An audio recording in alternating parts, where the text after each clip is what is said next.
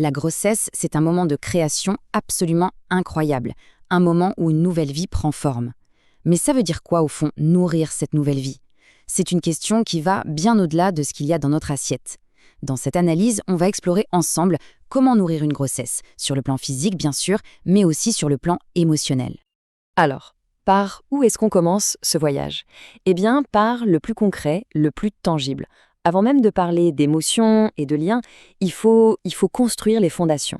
On parle ici des briques essentielles, des nutriments qui vont littéralement former chaque cellule du bébé. Alors, que disent les experts? Quels sont les véritables piliers nutritionnels pour une grossesse en pleine santé? C'est ce qu'on va voir tout de suite. C'est vraiment la base, la fondation sur laquelle tout le reste va pouvoir se construire sereinement. Allez, on commence par s'attaquer à l'un des mythes les plus tenaces de la grossesse. On a tous et toutes entendu cette fameuse phrase, pas vrai? C'est la grande question. Cette croyance populaire qu'on se transmet de génération en génération, est-ce qu'elle est vraiment justifiée? Eh bien, la réponse, et tous les guides de santé sont formels là-dessus, c'est non. Le secret, ce n'est pas du tout la quantité, mais bien la qualité. Le corps humain est une machine assez incroyable. Pendant la grossesse, il s'adapte, il devient beaucoup plus efficace pour extraire et utiliser chaque nutriment des aliments. Pas besoin de doubler les portions donc, mais plutôt de bien choisir ce qu'on mange. Alors, c'est quoi ces fameux nutriments de haute qualité? D'abord, les folates, la vitamine B9.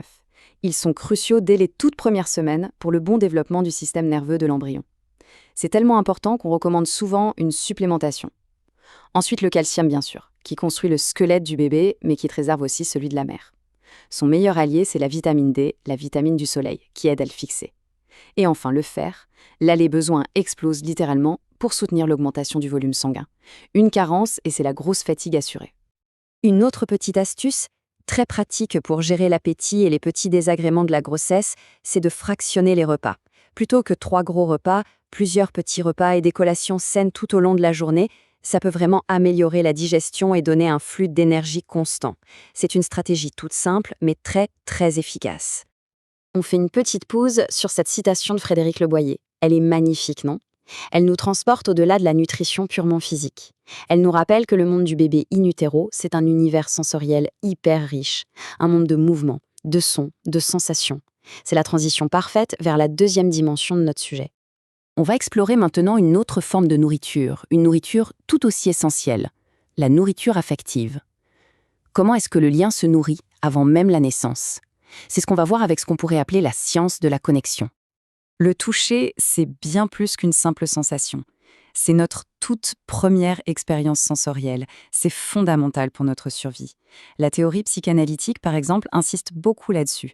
Ces premiers échanges par la peau façonnent notre structure psychologique et notre sentiment de sécurité pour toute notre vie. Pour rendre ça plus concret, le psychanalyste Didier Andieu a développé un concept fascinant, le moi-peau. L'idée, c'est d'imaginer la peau comme une première maison.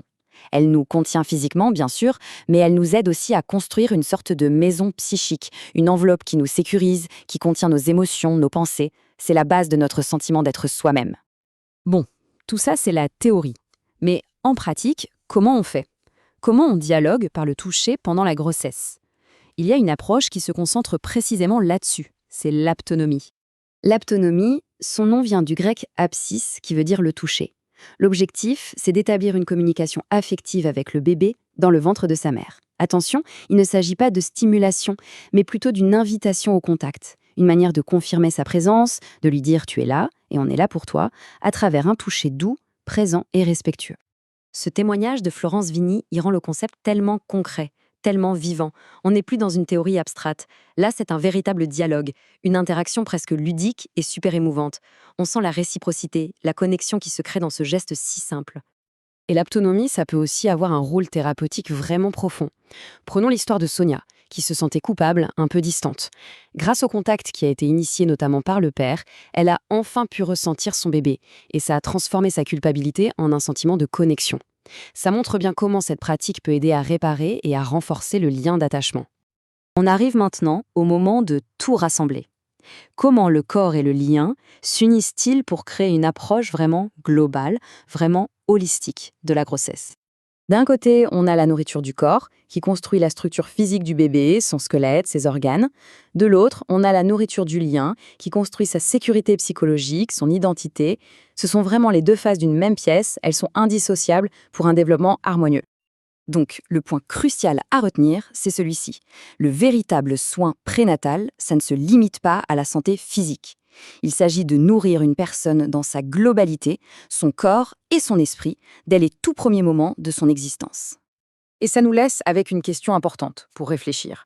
Au-delà du suivi médical, qui est évidemment essentiel, comment est-ce qu'on peut, en tant que société, créer un environnement qui nourrit véritablement une personne, dans toutes ses dimensions, dès le tout début? C'est une réflexion qui va bien au-delà de ces 9 mois.